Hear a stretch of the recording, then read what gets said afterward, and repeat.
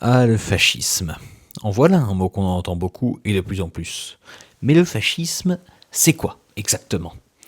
Eh ben la réponse n'est pas si évidente que ça. Une note. Pour le Larousse, on a trois définitions, mais j'en ai gardé que deux. Régime établi en Italie de 1922 à 1945, fondé sur la dictature d'un parti unique, l'exaltation nationaliste et le corporatisme. Très bien, définition numéro 2. Attitude autoritaire, arbitraire, violente et dictatoriale imposée par quelqu'un à un groupe quelconque, à son entourage. Pour le trésor de la langue française, c'est un système politique caractérisé par la toute-puissance de l'État et par l'exaltation du nationalisme.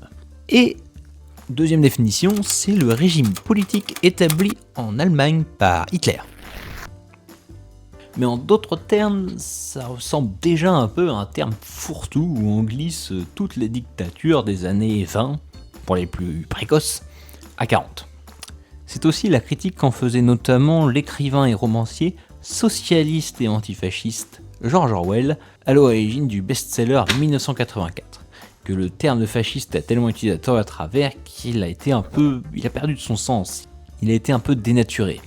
Le fascisme, à l'origine, c'est tout simplement le nom du parti italien dirigé par Benito Mussolini, chef du Conseil italien de 1922 à 1945. Mais le mot fasciste a suscité des réactions diverses et variées, opposées même, au fil des années à partir de sa création jusqu'à aujourd'hui.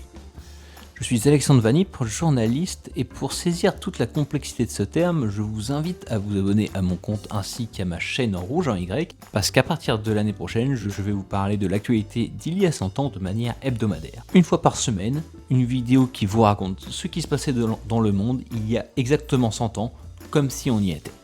Mais pour éviter de vous paumer, parce que même en étant balèze en histoire, il y a une différence entre savoir qu'il y avait la guerre avant et connaître les préoccupations déjà des années précédentes. Je vais publier avant la fin de l'année une vidéo plus longue sur la plateforme Rouge en Y toujours. Je vais vous raconter les événements qui se sont passés entre la fin de la Première Guerre mondiale et le début de l'année 1926. Sur ce, on se retrouve dans Passé Marté. When this baby hits 88 miles per hour, you're gonna see some serious shit.